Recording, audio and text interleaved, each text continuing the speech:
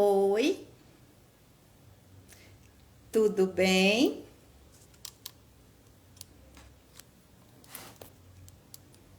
Vamos, vamos iniciar o dos Cânticos, o livro, a filosofia.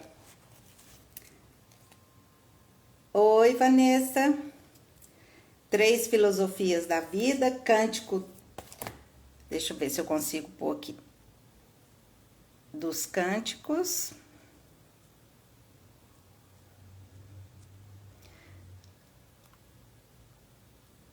A vida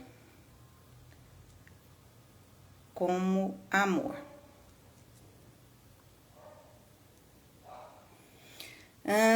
Se a pessoa soubesse como que chama? Aprender, né? Mas tudo bem. Vamos lá.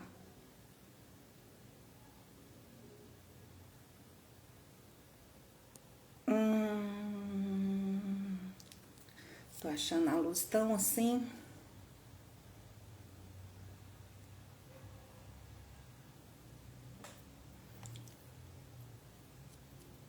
Esperar só um pouquinho. Uau! O que vocês acharam desse fio?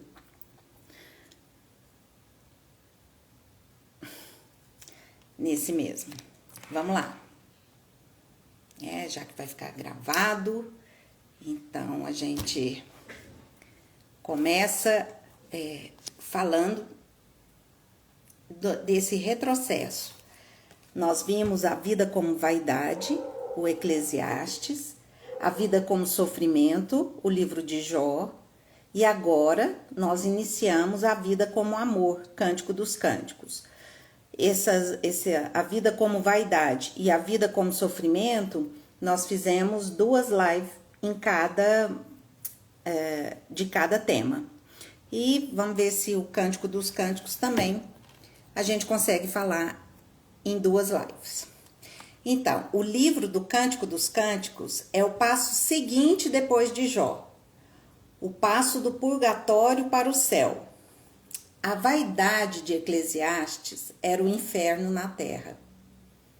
O sofrimento de Jó era o purgatório na terra. E o amor de Salomão é o céu na terra.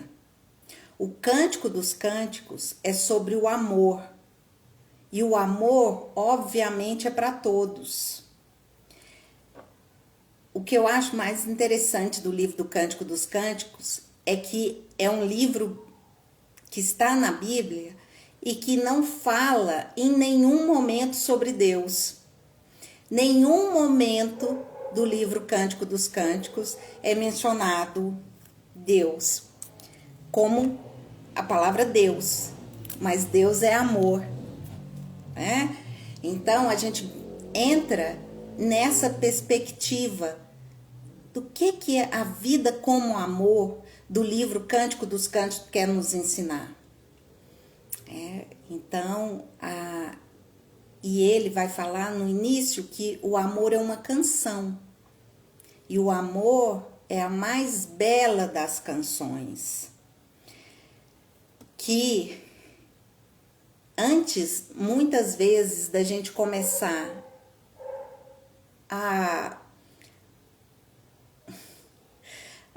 muitas vezes, da gente aprender a falar, a gente já sabe cantar.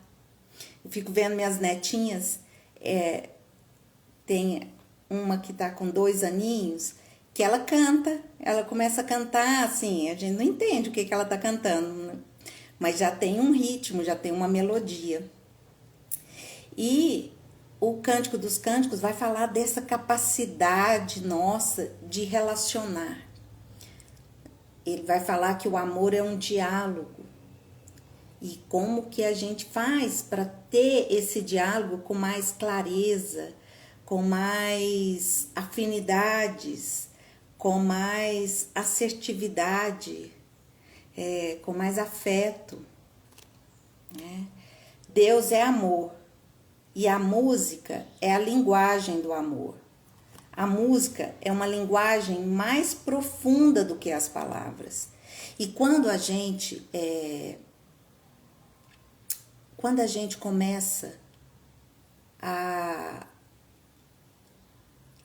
ouvir uma música muito bonita, a ouvir uma música, ela mexe, essa audição da música mexe com as nossas emoções. Coloca uma música muito alta, de um ritmo muito pesado, né, num rock muito pesado, e perceba as emoções que essa música vai despertar em você. E ouça uma música clássica, um canto gregoriano, e nitidamente se percebe que a emoção é outra. Então, a música mexe com os nossos sentimentos, mexe com as nossas emoções. É um canal para que a gente entenda certas questões do amor. Porque não tem palavras para definir o amor. E através da música, nós conseguimos fazer com que esse sentimento, essa ação, se torne uma emoção em nós. Então, é isso que a gente vai começar a trabalhar aqui, né?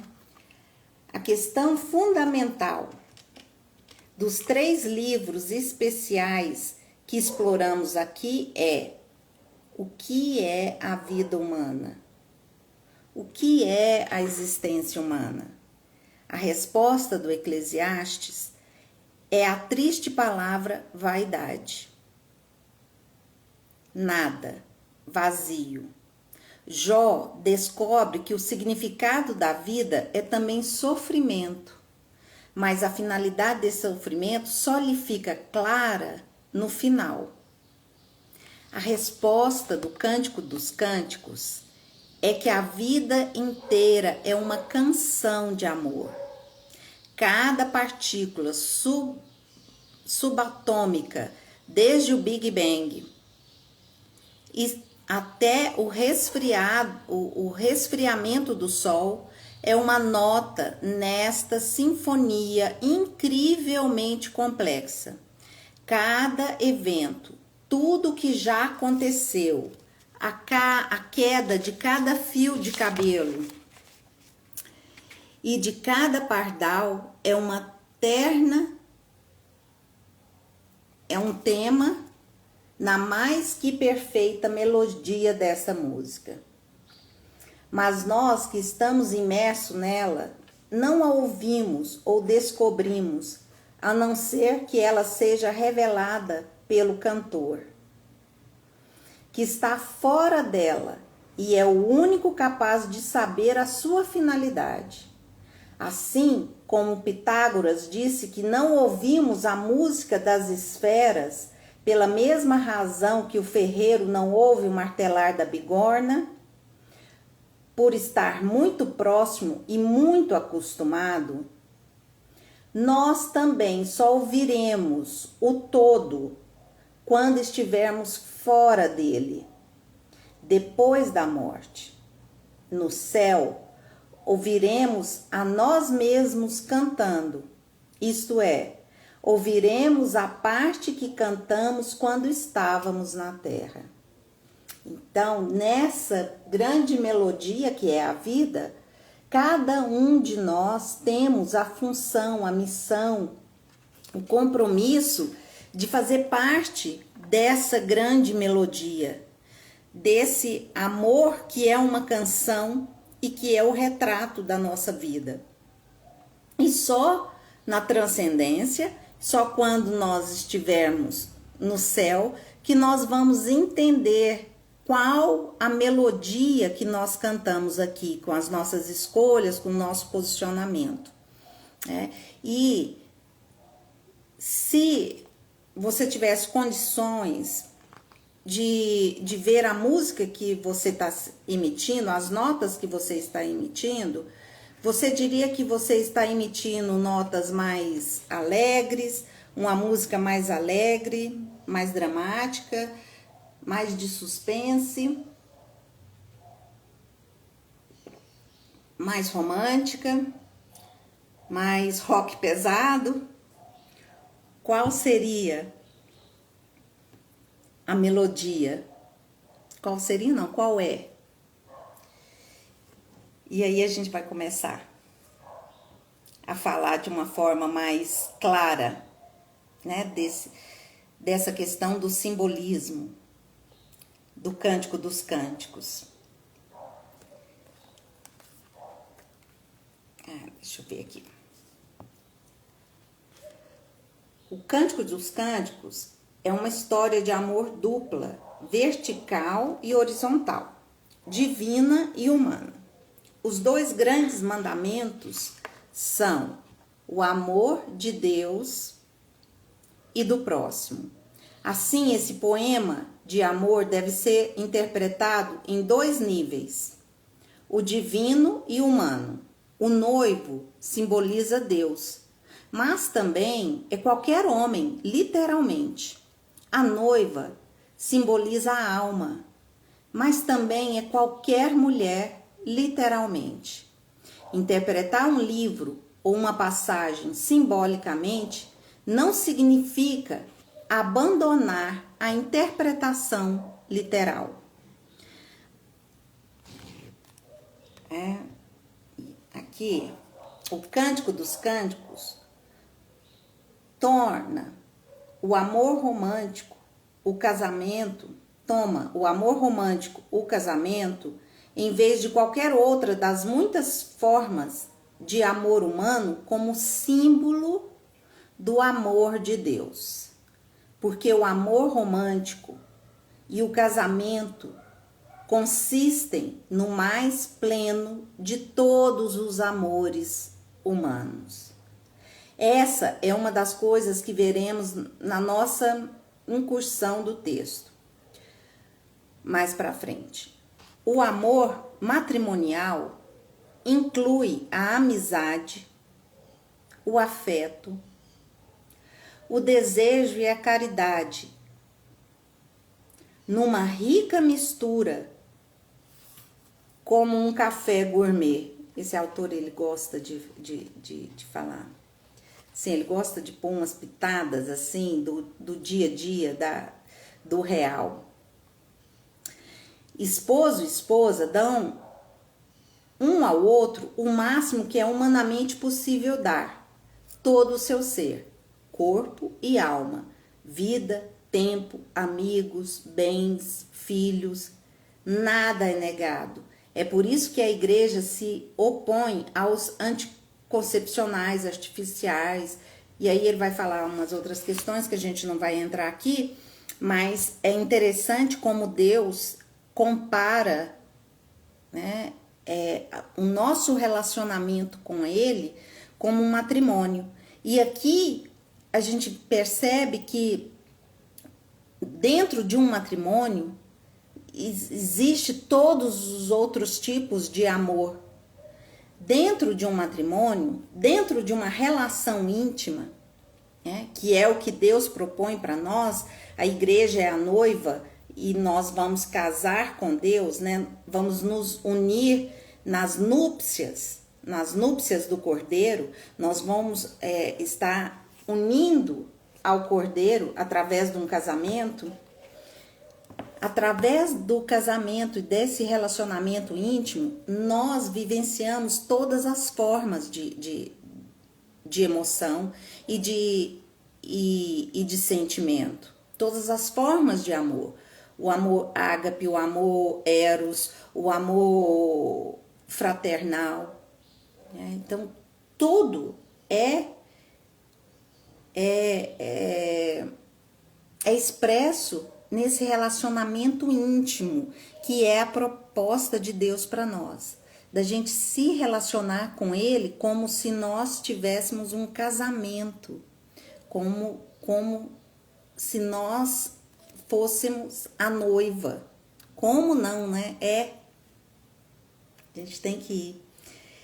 E tem uma passagem que a gente vê como Maria, como Nossa Senhora, que é: quem é esta que surge como a aurora, bela como a lua, brilhante como o sol, temível como um exército em ordem de batalha.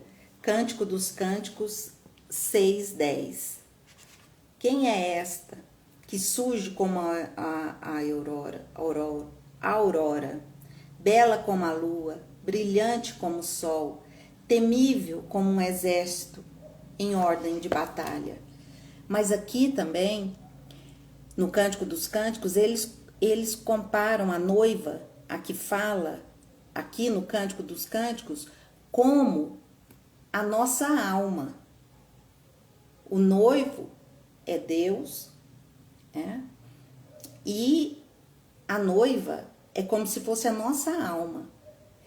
E quando fala: quem é esta que surge como a aurora, bela como a lua, brilhante como o sol, temível como um exército em ordem de batalha, está dizendo que quando nós conhecemos a nossa alma, nós nos tornamos também temível como um exército em campo de batalha para os nossos inimigos. O nosso conhecimento, o autoconhecimento da nossa alma, das nossas emoções, nessa maturidade emocional, nos faz temível como um exército em batalha. Nós surgimos, nós nos deixamos nos posicionar como o sol quando vai na aurora, bela como a lua, né? E a lua, ela vem clarear na escuridão, na falta do sol, na falta de uma luz como o sol. A lua cumpre o papel de também clarear a nossa jornada. Então, quando nós temos conhecimento da nossa alma, quando nós fazemos contato com esse casamento interno, que Deus está entre nós e em nós, nós conseguimos ter um posicionamento que os nossos inimigos vão temer. E aqui, quando a gente fala os nossos inimigos, a gente está referindo muito mais aos nossos inimigos espirituais. É toda uma hierarquia que tem contra nós. Então, nesse livro de Cântico dos Cânticos, a impressão que eu tenho é que a gente ainda tem que pedir muita revelação do Espírito Santo. E nós, né, vivenciamos o Pentecoste esse final de semana. Domingo a gente apossou dessa energia de Pentecostes, né, dessa energia, dessa força, do poder do Espírito Santo em nós. E toda uma jornada que nós temos vivido, todo um condicionamento educacional tem dito para nós que o nosso valor está fora, o nosso valor está em fazer e não em ser. E aqui, quando a gente compara o Cântico dos Cânticos, a noiva, como a nossa alma, vai para dentro que o nosso poder está interno. E é esse casamento, esse matrimônio interno que nos dá esse poder contra os nossos inimigos. E aí a gente vai pensar o seguinte: hoje, o maior temor, o maior medo que nós estamos passando, não sei se é o maior, mas é um medo. Vamos tirar essa questão de maior ou menor, né? Mas é a questão da inteligência artificial, que tem roubado os nossos trabalhos. Se o que você faz hoje a inteligência artificial pode fazer, você vai ser substituído. Como não ser substituído pela inteligência artificial? Fazendo algo que a inteligência artificial não consegue fazer. E o que a inteligência artificial não consegue fazer? Ter um relacionamento, uma conexão, um amor.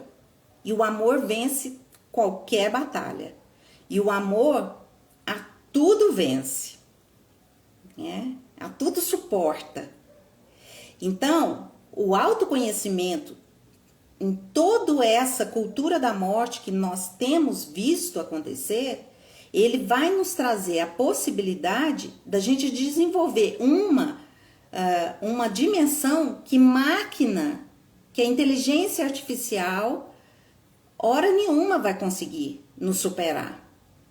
Então, se a gente não desenvolve essa capacidade de nos relacionar com o outro, de ter um diálogo com o outro de uma forma amorosa, se nós não conseguimos desenvolver ou nos abrir para que o amor venha em nós, nós vamos ser substituídos por uma máquina.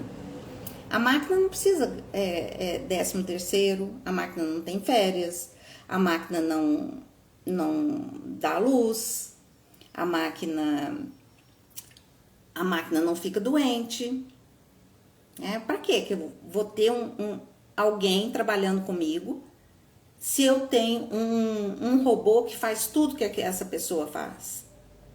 Então, o desafio nosso é esse autoconhecimento da nossa alma, daquela dimensão que não existe máquina nenhuma que vai conseguir nos superar, fazer o mesmo trabalho e desenvolver o amor. Deus é amor. Ele é amor. E como nós temos falado, e Santa Teresa, no Castelo Interior ou Morada, fala, a nossa alma é como um castelo que mora um rei. E esse rei, em nós, é a nossa capacidade de amar, de ser. E aí eu passo para a questão de eu não posso achar que o meu valor, a minha identidade está em fazer. O que você... oi, tudo bem? O que você faz? Me fala um pouco de você. Quem é você? Eu sou a psicóloga. Eu sou a gerente. Eu sou a diretora. Eu sou o político. Eu sou o vereador. Eu sou isso. Não, você faz isso. Quem é você? E aí a gente fica nesse condicionamento de que o nosso valor está em fazer e não em ser. E é claro que quando a gente faz. Porque é o verbo, é a ação, é um fazer. Mas é um fazer no ser. E a minha identidade está em ser e não em fazer. Quando a gente começa a perceber isso, nós abrimos a nossa capacidade emocional e abrimos a nossa inteligência, né? Que eu quero estudar um pouquinho mais, pouquinho não, muito mais, para conseguir falar sobre a inteligência, a vontade e a memória, segundo Santo Tomás. Vamos ver se tenho a graça de conseguir passar um pouco. Mas o amor, a capacidade de amar, ela alarga a nossa inteligência. As pessoas, quando não têm capacidade de amar, elas não têm uma inteligência muito aguçada. E é a nossa inteligência que move a nossa vontade. É a nossa inteligência também que faz com que nós tenhamos uma memória. uma memória mais eficaz. Porque quando nós sentimos algo no corpo, é muito difícil nós esquecermos. Não é verdade? Pensa numa questão assim, quando um conteúdo que a gente estuda mexe com as nossas emoções, nós temos mais facilidade de memorizar esse conteúdo.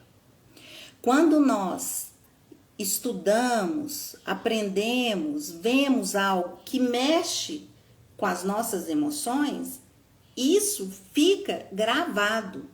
É mais fácil acessar. E tanto para o lado bom como para o lado ruim, que são os traumas. Quando acontece algo que realmente traz um sentimento muito forte, né, para o lado de uma tristeza, de um abandono, isso fica impregnado em nós, na nossa memória. Então, quando nós alargamos, quando nós aprendemos, quando nós vamos para essa canção de amor de Deus, quando nós abrimos o nosso imaginário para que a gente apreenda o que o Cântico dos Cânticos está querendo dizer, essa canção de amor que o Cântico dos Cânticos está querendo nos dizer, a gente tem uma percepção de Deus alargada.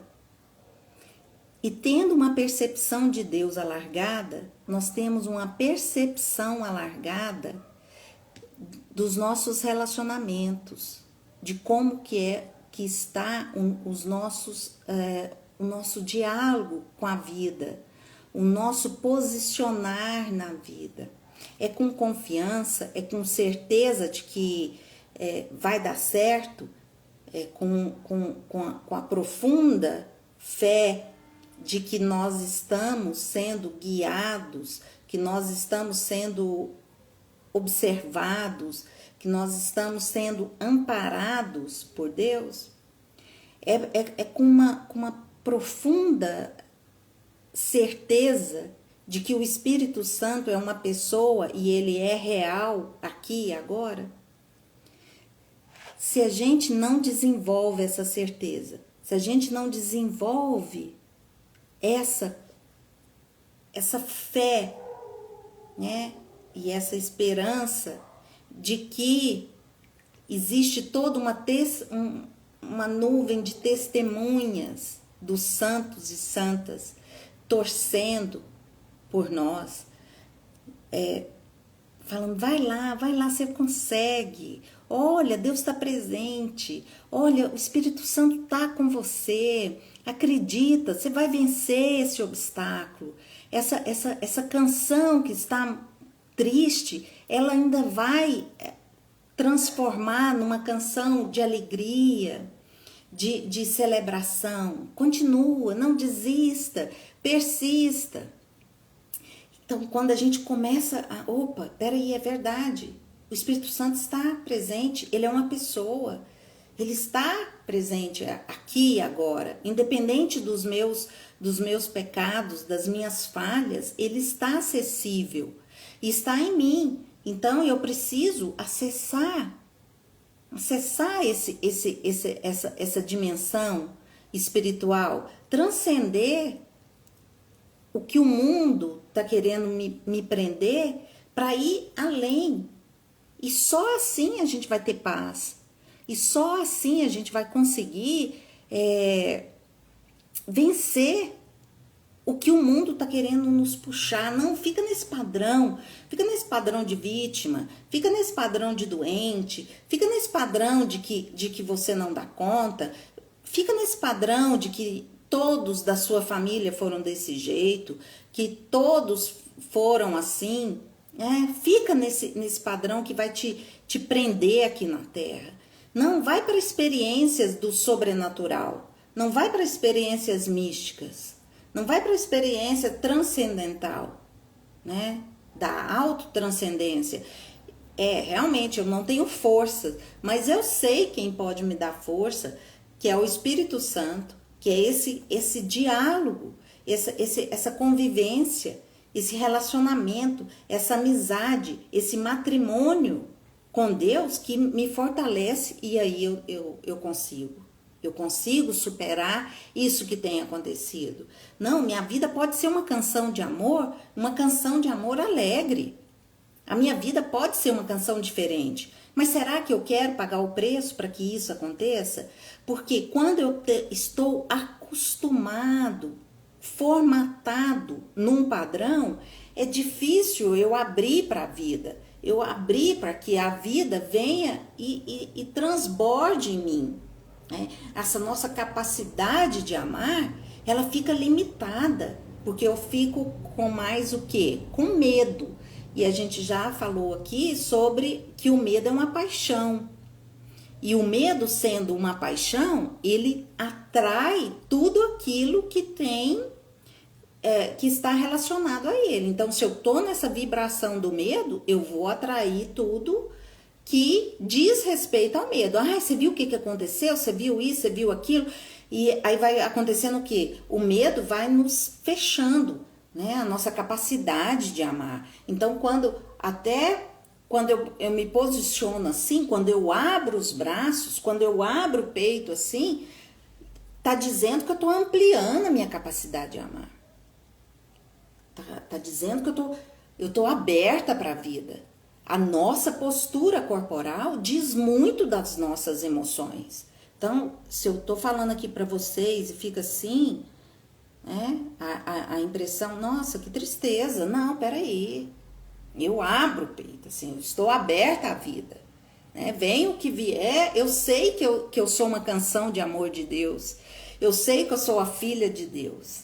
Eu sei que eu tenho que pagar um preço para isso, né? Que é crucificar as minhas vontades, os meus desejos carnais, para que essa transcendência venha. E essa transcendência venha quando eu pago um preço. E a gente percebe que a maturidade exige pagar um preço. Não tem nada de graça. Não tem um almoço de graça. E no crescimento, muito vale aquilo que muito custa. Né? Aquilo que muito custa, muito vale. Então nós precisamos pagar um preço. E o pagar o preço é o quê? Do autoconhecimento. Também. Eu preciso me conhecer. Eu preciso saber como que é essa questão de alma, de autoconhecimento. Como é essa questão do amor de Deus por mim. Como que está a minha capacidade de amar, de me relacionar, de me abrir para os relacionamentos. E aí a gente fica bitolados, muitas vezes, de achar que relacionamento é só o relacionamento entre casais. E não é. É um relacionamento com a vida. Quando eu estou disposta a viver, quando eu estou cheia de vida. Tem uma frase que ele fala o seguinte: até Freud percebeu isso, que nós temos escolhas. Ele divide as forças fundamentais da psique em duas. Eros, a força vital, nos empurra para diante, enquanto Thanatos, a força da morte, o desejo da morte, arrasta-nos para a tumba. Então, até Freud, que era um ateu, que não acreditava, né, basicamente em nada daquilo que a gente acredita, ele percebeu que tem duas forças contrárias, uma força para a vida e uma força para a morte. E está em nós escolher qual que a gente vai querer. Será que as minhas posições estão dizendo de uma força para a vida, de um desejo de viver, de um desejo de amar, de um desejo de expandir a minha capacidade, de desejar, de amar, de fazer? Ou a minha postura está dizendo um desejo que me prende, que me amarra na terra, os meus desejos estão relacionados às coisas externas ou os meus desejos estão relacionados a algo interno? E a gente percebe que a nossa alma mora um rei, é Deus. A nossa alma tem a grandeza de Deus. E que tudo nessa vida que nós queremos, se nós queremos pôr no lugar de Deus, a nossa alma vai estar sempre um vazio. Só Deus, só a transcendência consegue preencher esse vazio da nossa alma. Só Deus consegue preencher o vazio da nossa alma. Se você está sentindo vazio, se você está sentindo uma vida sem sentido, uma vida de dor, uma vida que parece que nada faz sentido, perceba aonde que está Deus nos seus relacionamentos. Na presença do Espírito Santo como pessoa. Perceba aonde que você não está ouvindo. Ouve, ó Israel. Amarás o Senhor teu Deus com todo o seu entendimento, com toda a sua força. Esse é o primeiro e mais importante mandamento. Deus é o sentido da nossa vida. Se a nossa vida for um sentido dos nossos relacionamentos, de ter casa, de ter carro, de ter um trabalho, de ter uma família, de ter isso, de ter aquilo, outro, de fazer algo, aqui a nossa vida vai ficar sem sentido. Não vai ter sentido em tudo isso que a gente está vivendo. O Cântico dos Cânticos toma o amor romântico, o casamento, em vez de qualquer outra de muitas formas de amor humano, como símbolo do amor de Deus, porque o amor romântico, o casamento, já li essa parte, né, gente? Consiste no mais pleno de todos os amores humanos, né? Que o amor do matrimônio inclui a amizade, o afeto, o desejo. A mente humana é finita e só pode compreender conceitos finitos, mas há uma maneira pela qual um conceito parcial e finito pode vir a significar ou sugerir o todo, que é o simbolismo. Vou ler uma parte aqui falando sobre o simbolismo. Por que Jesus falou tanto por parábola? O reino dos céus é como uma semente de mostarda, a menorzinha. Vamos ver aqui.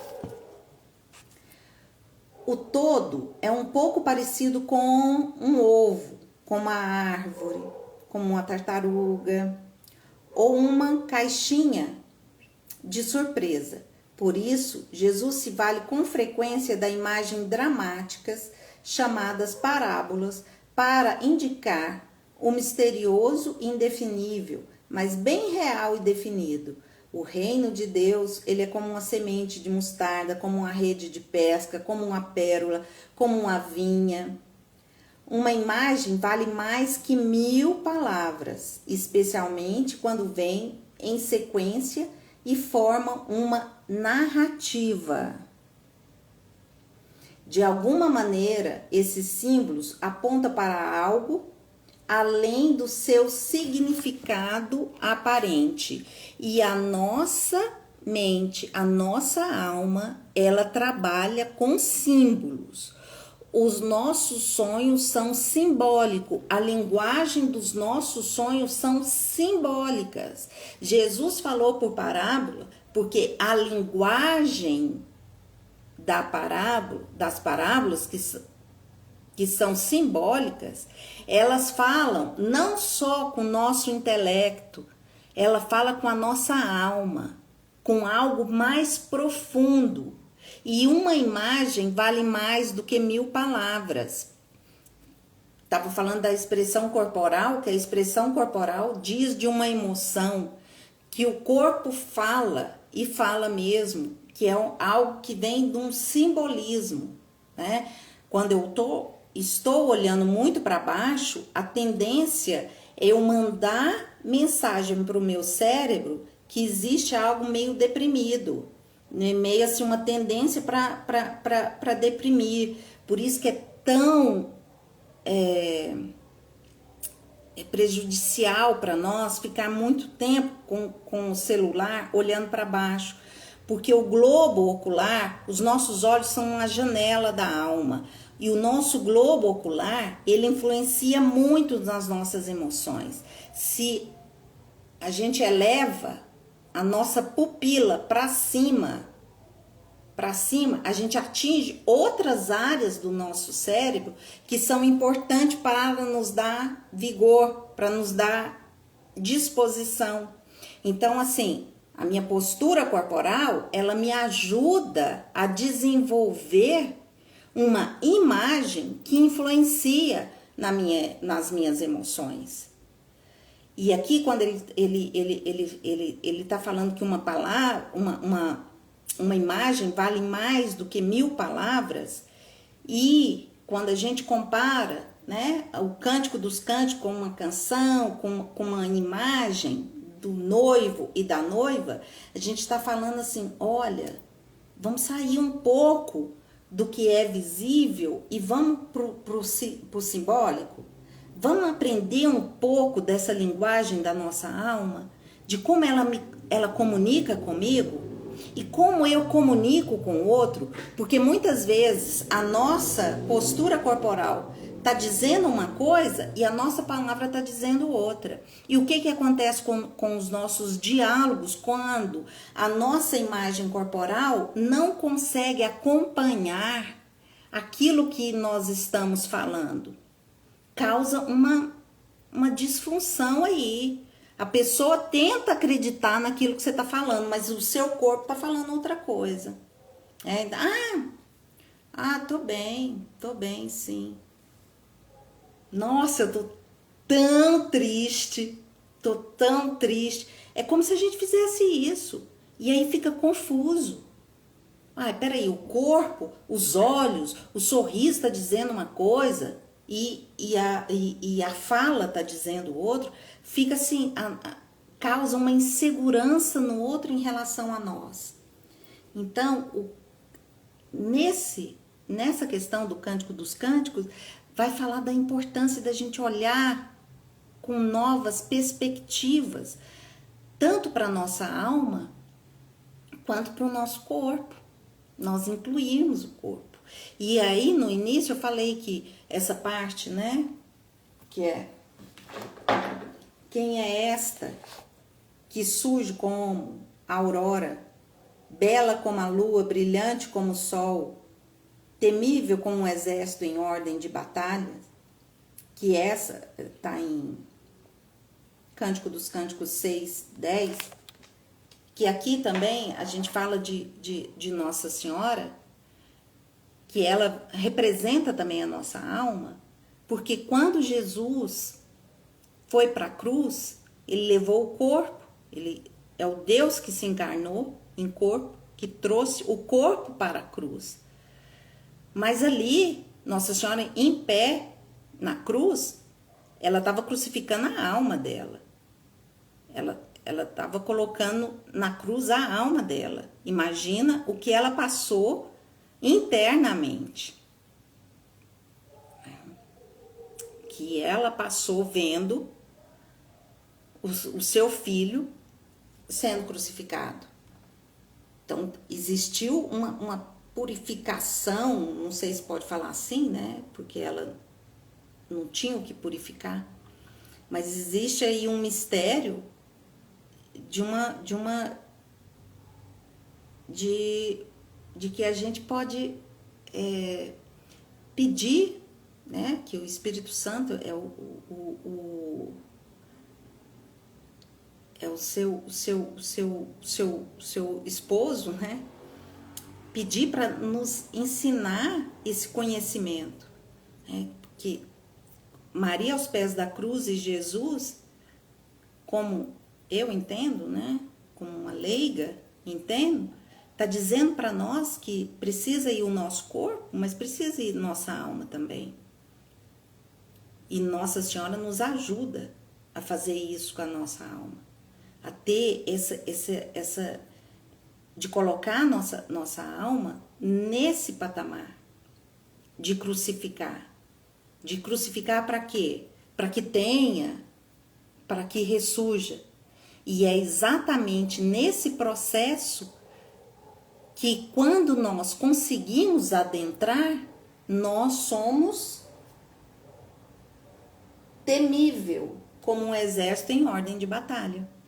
E ai de nós, se nós não formos temível como um exército em ordem de batalha para toda a cultura de morte que tem avançado e quer nos escravizar aqui na Terra. Então, essa transcendência, esse poder de transcendência é o que vai fazer com que a gente consiga sobreviver, sair desse engodo, de tudo isso que tem feito. Então, é através do simbolismo. E quando eu conheço a minha alma, que eu consigo ver, perceber, entender o simbolismo, o que minha alma está querendo dizer, para onde que minha alma está olhando, para onde que minha alma está indicando o caminho. Não é para onde que o padre, que o pastor, que o marido, nada disso. É interno, para onde que minha alma quer que eu vá. É claro que é pela graça do Espírito Santo que nós vamos ter esse entendimento. Mas a gente precisa ter esse conhecimento de como a nossa alma funciona, como a nossa alma se posiciona. E quando a gente está em sintonia, nós somos como a aurora, né? Nós somos como a bela como a lua, brilhante como o sol. Aí a nossa energia expande, a nossa capacidade de amar expande. E é essa capacidade de amar, é essa capacidade de brilhar que Deus quer para nós, mas nós precisamos vencer. Vencer essa tendência de repetir os padrões familiares e mesmo repetir os padrões que nós passamos como padrão de rejeição, padrão de que a gente não deu conta, que a gente não vai conseguir fazer, que a gente precisa do outro, padrão de vítima, né? Meu Deus, como todo um sistema tem nos puxado para ficar no papel de vítima. Como que tem todo um sistema nos puxando para ficar no papel de vítima, de que a gente não consegue vencer. E não é verdade. O amor é diálogo. O poema tem a forma de um diálogo. Deixa eu pôr aqui, peraí. A noiva e o noivo cantando alternadamente um para o outro, porque o amor é essencialmente diálogo. E a forma de poema perfeito se manifesta no seu conteúdo. O meio manifesta a mensagem. Há somente 3 mensagens fundamentais, 3 filosofias da vida. Para os ateus, existe apenas um monólogo humano, sem que haja um Deus com quem falar. Para os panteístas, há só um monólogo divino, sem um mundo criado de almas livres, com quem Deus possa dialogar. Tudo seria apenas no teísmo, Deus como centro. Há um diálogo entre o Criador e a criatura. Somente no teísmo a humanidade se confronta com um outro. E assim, o diálogo entre amantes apresenta uma filosofia de vida. Não é por acaso que a poesia sobre o amor floresça mais nas mentalidades teístas do que nas panteístas e ateístas. O diálogo entre o homem e a mulher no Cântico dos Cânticos reflete o diálogo interior do Criador, o diálogo entre o Pai e o Filho, que se torna eternamente o Espírito Santo. A vida é basicamente um diálogo, porque é um reflexo de Deus e a própria vida de Deus, a eterna vida íntima da Trindade, é um diálogo de amor. Nós fomos feitos para estarmos acompanhados, porque Deus está eternamente acompanhado. Está sempre em comunhão. A comunhão está no coração de Deus. Alteridade, pluralidade, individualidade, sociedade, e assim o amor é tão fundamental quanto a unidade. Isso é o que o panteísmo não vê, que estar com, ser com, é da própria natureza do ser, que a relação não é uma categoria acidental ou um acréscimo externo, como o tempo ou o espaço, que são transcendentais ou propriedades universais do ser. Não só a unidade, mas também a pluralidade, não só a igualdade, mas também a alteridade, e não só a verdade, a bondade e a beleza, mas também o amor, ao menos na sua forma mais rudimentar, como tendência inerente para o outro. A mais simples conversa manifesta o mais alto mistério. A vida é um convite para nos relacionarmos uns com os outros, conosco, nos relacionarmos com o meio ambiente, nos relacionarmos com as plantas, com as pedras, com tudo que existe. A vida é um convite para que a gente nos abra para entender que o outro faz parte da gente, para entender que a gente está unido, para entender que Deus está entre nós e em nós. Gente, isso é maravilhoso. Então, essa capacidade de expandir a nossa capacidade de perceber a Deus, de perceber que o Espírito Santo é uma pessoa, enquanto pessoa, que Jesus Cristo é o Filho de Deus, é o amor, e Deus é amor. Quando a gente percebe isso, a nossa capacidade de amar é expandida. Mas eu preciso dar um passo de quê? De querer. De querer. E querer o quê? Pagar o preço. Que preço? De eu me conhecer. É fácil se conhecer? Não, não é fácil. É um trabalho para a vida inteira? É um trabalho para a vida inteira. Mas eu preciso, que eu até deixei uma imagem aqui, eu preciso sair de uma zona de conforto. O tá ruim, mas tá bom, é o que temos para hoje. Ele nos causa essa zona de conforto, e a zona de conforto não significa que tá tudo confortável, mas eu estou conformado com aquela situação. Eu tenho problema de gastrite, né? Então, eu percebi que eu estava numa situação assim, que eu ficar com azia, que eu ficar assim, não conseguir dormir de lado. É desse jeito, então vou ficar desse jeito mesmo. Eu falei, para com isso. Falei pra mim mesmo, né? Para com isso. Acorda, paga o preço. Para de comer tanta bobagem, comer tão errado. Paga o preço e muda isso. Muda esse padrão. A vida não é pra ficar sentindo dor, para desconforto, né? E era um problema antes e tá só aumentando se eu não cuido. Então, assim, uma zona de conforto, a gente se conforma até com sofrimento. É como se a vida fosse para sofrer. Opa, não é. Não é isso que o Evangelho fala para nós. Não é isso que Deus. No mundo tereis aflições, mas tendo bom ânimo, eu venci o mundo. A paz esteja convosco. A paz esteja convosco.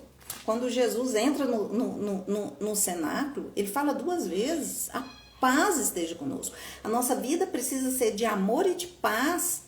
Nós vamos passar por problemas, mas a paz esteja convosco. No interior eu tenho paz. E tenho o quê?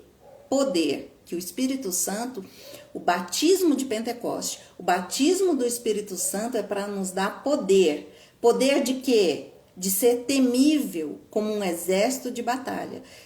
De brilhar como a luz do sol. De iluminar como a luz da lua em momentos de escuridão, em momentos que a gente não sabe o que fazer.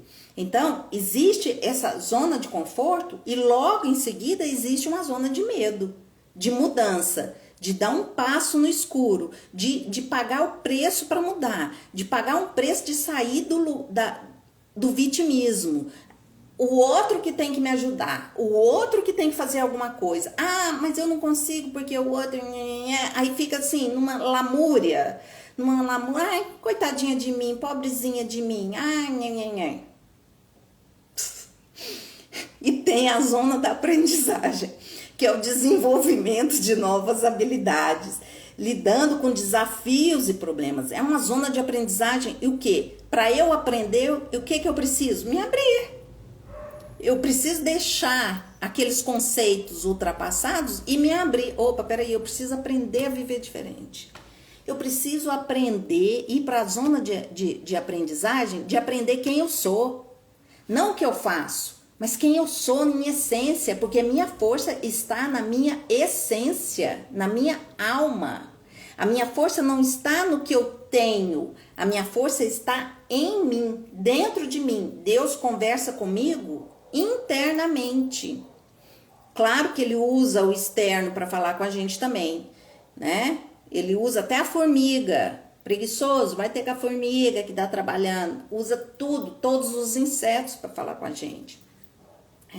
Mas eu preciso sair da zona do conforto, ultrapassar a zona do medo e ir para a zona de aprendizagem para entender o que tem acontecido com a minha vida e aprender sobre mim. Por isso que a gente fala tanto sobre a importância do autoconhecimento. E saindo da zona de aprendizagem, eu vou para onde? Para a superação. Conheça-te, aceita-te, supera-te. Santo Agostinho fala pra gente. Eu me conheço para aceitar, para me amar daquele jeito que eu sou, perfeitamente imperfeita, cheia de imperfeições, mas eu me aceito. É isso que temos para hoje. Eu preciso aceitar que em mim tem um lado perverso, um lado orgulhoso, um lado medroso, um lado invejoso, um lado soberbo, um lado vaidoso, um lado avarento, né? Os 7 pecados não tá no outro, tá em mim. Eu preciso aceitar que dentro de mim, se eu der chance, o pecado reina. Esse lado que quer ter controle, que quer controlar tudo, vem com força. Então, eu preciso ir para uma zona de aprendizagem, para sair dessa zona de conforto, né, dessa zona de medo, ir para essa zona de aprendizagem para ter uma superação. E como que eu consigo essa superação na zona de aprendizagem? Sabendo quais são as minhas metas, sabendo quais são as conquistas que eu quero, sonhando no sentido de quais os sonhos de Deus para mim. O que eu estou me conformando com isso aqui? Peraí, se a gente tem a certeza, a convicção de que nós somos filhos de Deus, qual que é a nossa postura? Quais são os nossos sonhos? Tem uma música que fala, né? Deixa Deus sonhar em mim. Deixa Deus sonhar em mim. Qual que é o sonho de Deus para mim? Qual que é o sonho de Deus para minha alma? Será que é ficar nesses relacionamentos medíocres? Claro que não, né? É abrir a nossa capacidade. Qual que é a minha meta? né? Essa zona de superação, ela precisa que a gente pague o preço de saber escrever, porque muitas vezes a gente esquece até os sonhos e as metas que a gente tem, de escrever, esse é a minha meta, esse é o meu desejo, entregar para Deus e falar, Senhor, toma conta, é isso é o meu sonho, é esse o meu desejo, mas se não for o seu desejo, eu não quero, porque acima dos meus desejos, eu desejo fazer a tua vontade, né? Então assim, os objetivos, Senhor, me ensina a perceber, a ver, a conhecer os objetivos que o Senhor tem para mim, né? E aí, claro que a gente vai ter sucesso. Claro que a gente vai, ter força. A gente não vai ter obstáculo, não vai ter problema? Claro que não. Amadurecer, eu gosto de falar, que amadurecer é amar a dureza da vida. A vida é dura. Ela é dura para qualquer um. Não tem rico que não passa por problema, não tem pobre que não passa por problema. E é o seguinte, só não passa por problema quem está vivendo em Nárnia, né? Quem está vivendo em Nárnia e nega totalmente a realidade. Nega totalmente a realidade e está sempre culpando o outro pelas coisas que acontecem. Não, o problema não está em mim, está no outro. Se o outro mudar, tudo bem. Então, assim, só essas pessoas, né, que ficam na imaturidade, que não tem problema. Porque amadurecer é amar a dureza da vida. E amar a dureza da vida é pagar um preço para bancar, para perceber, para identificar as nossas emoções. E por falar em emoções, dia 17 de junho, nós vamos ter o primeiro workshop na Casa Rita Terapia Integrativa, que vai ser inaugurada nesse sábado. E eu conto com a presença de vocês. E no dia 17 nós vamos fazer o primeiro workshop de maturidade emocional e o nosso imaginário. E assim nós vamos começar a trabalhar com essa maturidade emocional tão necessária para que a gente consiga essa superação, sair dessa zona de conforto, desse padrão terreno e transcender. Obrigada, gente. Nossa, passamos de 1 hora, né? E hoje eu tava assim, pensei assim, hoje eu vou falar só uns 20 minutos. E acabou que foi desse tanto. Obrigada.